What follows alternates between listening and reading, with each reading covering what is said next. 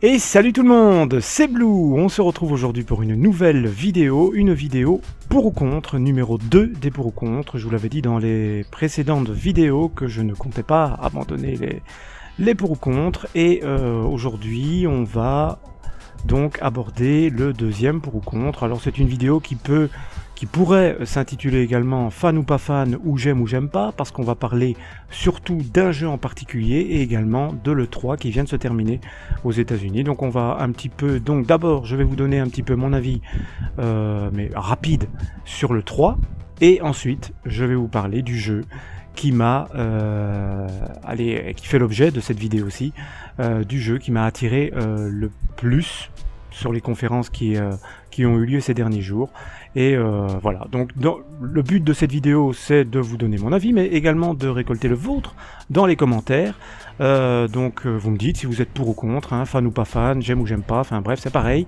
Vous me donnez vos impressions par rapport à ce jeu-là, mais moi, j'ai été fort hypé par ce jeu-là parce que je trouve que c'est la renaissance de la saga de jeux vidéo. Alors, le 3, tout simplement, déjà. Le 3, déjà le fait que, bon, moi j'ai raté, personnellement déjà j'ai raté les conférences les plus impressionnantes, peut-être pas, mais les plus importantes à mes yeux, c'est-à-dire les conférences Sony et les conférences Nintendo. J'ai pu voir la conférence de la Xbox. Alors déjà, faut savoir que moi, je ne suis pas nécessairement pro Microsoft ou pro Sony ou pro machin ou pro ci, mais c'est vrai que j'ai plutôt tendance à acheter du Sony. Faut savoir que j'ai très peu de consoles Xbox, pour ainsi dire, j'en ai que deux, la première et la 360, je n'ai plus continué après. Par contre les consoles Sony, à part la PS Vita, je les ai toutes. Donc voilà, pour moi le plus important c'était la conférence Sony, Nintendo, j'ai loupé le direct, je les ai revus après en replay. Voilà, qu'est-ce que j'ai pu penser de cette E3 en général? Déjà pour la conférence Microsoft, voilà, moi c'est pas quelque chose que je vais suivre, c'est pas quelque chose que je vais acheter, et je trouve effectivement que ça va être très difficile pour les gamers et pour les pros Xbox de continuer, parce que bon, évidemment c'est la console la plus puissante du marché actuellement qui va sortir d'ici peu, c'est-à-dire la Xbox One X. Donc évidemment, voilà, ça c'est une console qui est super attendue pour son côté 4K, mais voilà, moi c'est pas une console qui m'emballe plus que ça, puisque elle n'étant pas un gros gamer, c'est pas une console que j'ai absolument envie d'avoir. En plus chez moi j'ai pas de télé 4K, je ne compte pas en prendre tout de suite parce que ça m'intéresse pas plus que ça. Et voilà. Donc la Xbox, la conférence, j'ai pas vraiment suivi, hormis le jeu dont je vais vous parler après, qui a été diffusé durant la conférence Xbox.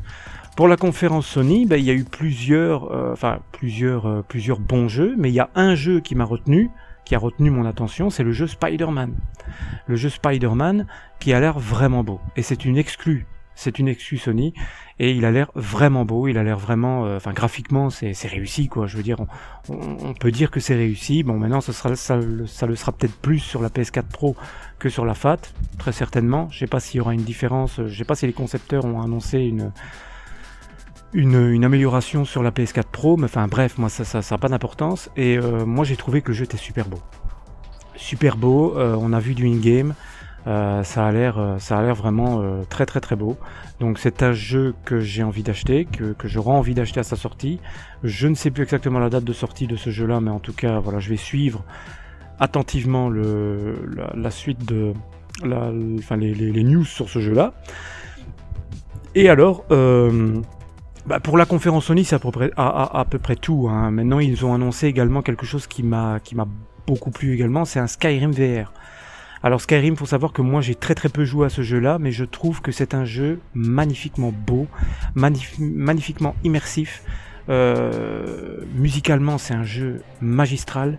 Enfin, c'est vraiment un jeu magistral un peu dans tous les sens. C'est parce que j'ai pas eu beaucoup de temps d'y jouer et que je ne suis pas, je vous dis, voilà, je suis pas vraiment un pro de chez pro, quoi. Je suis un joueur occasionnel, mais qui adore ce genre de jeu. Donc, évidemment, Skyrim VR, c'est un jeu que je vais suivre aussi, et on verra bien. Bon, il faut savoir qu'à sa sortie, il coûtera quand même 70 boules, 70 pour les Français, donc ça va quand même être assez énorme. Et voilà, donc ça il faudra voir, je le prendrai pas directement, mais c'est clair que un jeu comme ça, on a envie d'essayer en réalité virtuelle. Ça c'est évident. Voilà donc pour la conférence Sony, c'est ce que j'ai retenu. Après il y a d'autres titres, hein, comme God of War, qui ont l'air super beaux, mais c'est pas ma tasse de thé, quoi. Je veux dire, c'est pas les jeux que je suis. Maintenant, n'hésitez pas en commentaire à me dire ce que vous avez retenu de ces conférences. Voilà, donc pour la conférence Sony, c'est tout ce qui m'a... Enfin, en même temps, ça n'a pas été énorme, hein. À peu près 1 heure de conférence, ils en ont gardé sous le pied pour après, je crois, donc voilà. Pas énorme, moi ce qui m'a retenu, c'est le Spider-Man et le Skyrim VR. Et alors, la conférence Nintendo, voilà, évidemment, le jeu qui m'a retenu, mais ça... Je referai peut-être des vidéos là-dessus une fois que les jeux seront sortis ou seront sur le point de sortir, parce que c'est pas vraiment le but de la vidéo, c'est de vous donner mon avis très rapide sur le 3 et puis de vous parler sur le jeu qui m'a le plus plu de ces conférences. Donc pour Nintendo, le jeu qui m'a le plus donné envie, évidemment, c'est Mario Odyssey, quoi. Mario Odyssey que j'achèterai très certainement. Je vais bientôt avoir la Switch. Et voilà, c'est un jeu que j'achèterai à sa sortie, tout simplement parce que moi je suis fan de Mario, j'adore cette licence et je ne passerai pas à côté de ce jeu-là qui ressemble fort à Mario 3D World, que j'ai adoré, à Mario Galaxy aussi, que j'ai adoré aussi. Donc voilà, ce sont des jeux que j'ai adorés, donc je vois pas pourquoi Mario Odyssey me plairait pas, le trailer m'a vraiment beaucoup plu, donc c'est un jeu qui me plaira. Je pense que si ça reste dans la même veine que les autres jeux, dans la même idée de gameplay, il n'y a pas de doute que ça me plaira. Voilà. Maintenant, il y a d'autres jeux de Nintendo que j'attends. Le prochain Sonic Mania, Sonic Forces, ça c'est aussi sont des jeux que j'attends. Et alors, il y a aussi Mario et les lapins crétins qui vont sortir. Ça, il faudra voir.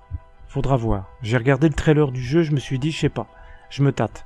Faudra voir, je vais me renseigner sur ce jeu-là et on verra, quoi. Voilà, donc voilà pour ce qui est des 3 gros. Après, évidemment, il y avait d'autres jeux qui ont été présentés avec les conférences Bethesda, Ubisoft, machin, mais bon, voilà, ça je vais pas... J'ai parlé des 3 gros, Microsoft, Sony et Nintendo. Et alors, on va en venir sur l'objet numéro 1 de la vidéo, c'est-à-dire pour ou contre le jeu Dragon Ball FighterZ, qui est le jeu qui m'a le plus hypé de l'E3. Parce que je m'attendais pas à ce jeu-là, évidemment. Enfin, il a fuité avant le 3, donc on savait très bien qu'il allait être montré. Mais c'est un jeu qui m'a donné super envie. Alors, est-ce que je vais l'acheter à sa sortie ? Ce sera début 2018. Alors, très certainement. Pour le moment, oui. Pour le moment, la réponse à cette question, c'est oui. Est-ce que je vais l'acheter ? Bien sûr. Mais il faudra voir, parce qu'il y a encore des questions qui restent en suspens. Questions de gameplay, questions de rooster, savoir quels seront les personnages présentés dans ce jeu-là. Mais en tout cas, ce qui est sûr et certain, c'est que Dragon Ball FighterZ, avec un Z de Bandai Namco, et que je reviens sur le nom, Arc System Works, c'est un jeu qui m'a foutu une claque graphique. Pourquoi ? Parce que c'est un jeu qui renoue enfin avec les bons jeux d'antan, les bons jeux qui ressemblent à l'animé. C'est un jeu qui se veut fidèle à l'animé qui est en cours, c'est-à-dire Dragon Ball Super et Dragon Ball Z. C'est un jeu qui se veut fidèle à ça et qui s'éloigne donc de ce qui était proposé jusqu'à maintenant avec Dragon Ball Xenoverse 1 et 2. Alors, c'est pas le but de la vidéo, mais de vous dire moi ce que je pense de Dragon Ball Xenoverse. Pour moi, je vais pas dire que c'est de la merde parce que j'y ai pas vraiment joué, donc je vais pas non plus critiquer, mais ça ne m'intéressait pas du tout. Graphiquement, ça m'intéressait pas du tout. Je trouvais pitoyable que dans les nouvelles générations de consoles, on ait encore du cel shading. C'est quelque chose qui avait fait fureur à l'époque sur PlayStation 2, avec des Budokai 2, des Budokai 3, des Budokai Tenkaichi, enfin bref, on a eu vraiment toute une fournée de bons jeux sur PlayStation 2, et ça marchait super, mais moi je trouve que ici, avec Xenoverse, je l'aimais pas du tout. C'était carré, c'était moche, enfin moi je trouvais ça moche, moi j'aimais pas. Maintenant, quand j'ai vu Dragon Ball FighterZ, je me suis dit, waouh, génial, on se redirige vers ce que moi, en tant que gamer, en tant que fan de la licence, on se redirige vers ce que je veux voir, vers ce avec lequel je veux jouer. Voilà, on se redirige vers ça, et moi ça m'a plu. C'est de la 2,5D, donc c'est pas de la 2D, c'est pas de la 3D, c'est entre les deux. Et c'est magnifiquement beau. Tout en vous parlant, là, je vous mets quelques images. Mais c'est magnifique, quoi. C'est tout simplement magnifique. C'est beau, c'est stylé. Vous avez des transformations qui sont très belles. On peut voir Freezer qui se transforme en Golden Freezer. On peut voir la transformation de Son Goku. On peut voir dans ces quelques extraits, ces quelques images qui ont été balancées, on peut voir Boubou, Vegeta Super Saiyan, Cell, qui est-ce qu'on peut voir d'autre? Je pense que c'est tout, hein. On peut voir Gohan Super Saiyan 2, enfin bref, des personnages iconiques de la série, hein. Ça n'a pas été balancé au hasard. Alors maintenant, évidemment, je vous l'ai dit tout à l'heure, il faudra voir quels seront exactement les personnages qui vont être proposés dans ce jeu, mais nul doute qu'ils vont quand même faire du bon, quoi. Voilà, on aura un minimum le minimum vital, quoi. On aura comme le minimum nécessaire. Donc voilà, le jeu sort en début 2018, donc ils ont encore le temps de peaufiner ça. Mais voilà, c'est un jeu qui va sortir sur PS4 et Xbox One. Que dire encore que voilà, que c'est le jeu qui m'a retenu de l'E3. Bon, la première fois que j'ai vu ce trailer, je suis resté bouche bée. Je me suis dit, c'est super. Ils ont enfin compris ce qu'il fallait faire. Ils ont enfin écouté les fans, parce que d'après les concepteurs du jeu, si ce jeu voit le jour, c'est grâce aux fans. C'est-à-dire qu'ils ont écouté les fans, et que s'ils se sont décidés à faire de la 2,5D, c'était grâce aux fans qui étaient fort demandeurs de ça. Et c'est vrai que c'est génial. Quand on voit ça, on se dit, on renoue un petit peu avec les anciens jeux qui ont pu sortir sur PlayStation, sur Nintendo, sur Saturn, sur Mega Drive, sur les vieilles consoles, et c'était du bon, c'était du très très bon.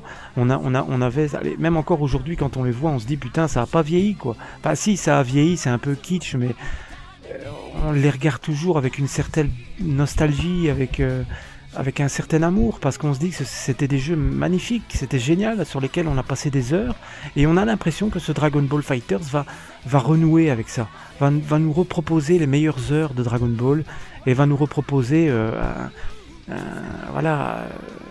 des graphismes comme ça, c'est génial.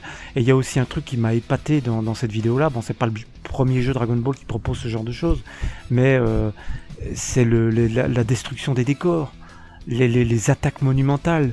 On peut voir dans les trailers certaines attaques qui sont vraiment waouh, quoi, ça déchire, ça dépote. Donc voilà, c'est vraiment un jeu qui m'a beaucoup plu. Alors voilà, je le répète encore, pour le moment, à l'heure actuelle, je compte acheter le jeu à sa sortie. Et je le dis parce que c'est un exploit pour moi. C'est une grande nouvelle pour moi, parce que ça fait des années que je n'ai plus acheté aucun jeu sur Dragon Ball sur console. Le dernier jeu que j'ai acheté sur Dragon Ball, je pense que c'était sur PS2, le Budokai Tenkaichi 3, oui, je dis bien. C'était le dernier que j'ai acheté. C'est le dernier que j'ai acheté. J'ai plus rien acheté après. Voilà, j'ai plus rien acheté après parce que j'étais dégoûté. Au niveau de la liste des persos, au niveau du gameplay, au niveau de... je sais pas, au niveau de plein de choses, au niveau du cel shading qui commence à me fatiguer, fameusement, et chaque année, enfin pas chaque année, mais chaque fois on nous reproposait un jeu DBZ de ce style-là, et moi je me suis dit, bah non, à chaque fois c'était sans moi. Et ici, quand je vois un jeu comme ça, bah, je me dis, ouais, là j'ai envie de retenter l'expérience. Alors bon, bah, faut savoir que moi, au niveau des jeux de combat, je suis pas très doué. Je suis une quiche. Je suis carrément une quiche. Je suis vraiment pas bon. Mais en même temps, quand on voit un jeu comme ça, on se dit...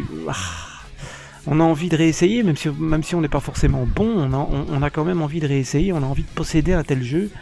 Voilà, ça a l'air top. Franchement, ça a l'air top. Il y a quelque chose que j'ai pas dit aussi, c'est que ce jeu-là va être basé sur le 3 contre 3. Ça va être des combats par équipe, et ça va être du 3 contre 3, donc ça va surtout être basé sur la stratégie. Donc on va pouvoir faire des équipes de 3, on le voit dans les trailers balancés sur le jeu, et il y en a de plus en plus ces derniers jours, on en a eu pas mal.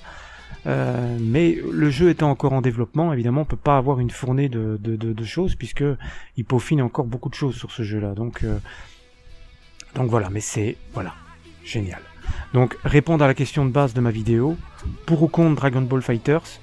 Pour, évidemment, pour. Là je vous fais la vidéo parce que voilà, je vous aurais peut-être pas fait la vidéo si j'avais été contre. Ça peut arriver que je vous fasse des vidéos sur des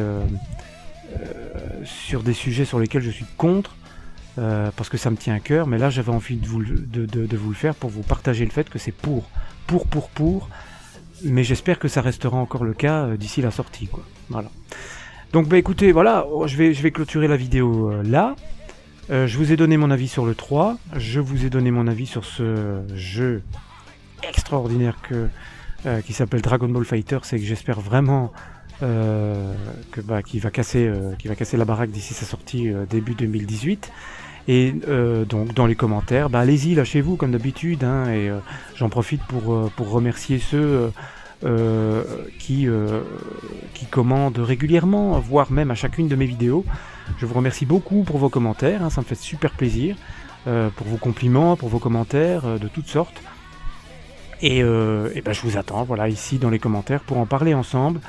Sur votre avis sur le jeu et en même temps sur le 3, puisque c'est une vidéo qui parle un petit peu des deux, donc allez-y, donnez-moi votre avis, donnez-moi les jeux qui vous ont donné envie, qui vous ont fait envie, et voilà, on en discute dans les commentaires. Moi je vous retrouve bien évidemment pour une prochaine vidéo, review ou autre, et voilà, je sais jamais quelle sera la prochaine vidéo, en tout cas très certainement pour une prochaine review DBS. Sur ce, je vous dis à très bientôt, salut tout le monde.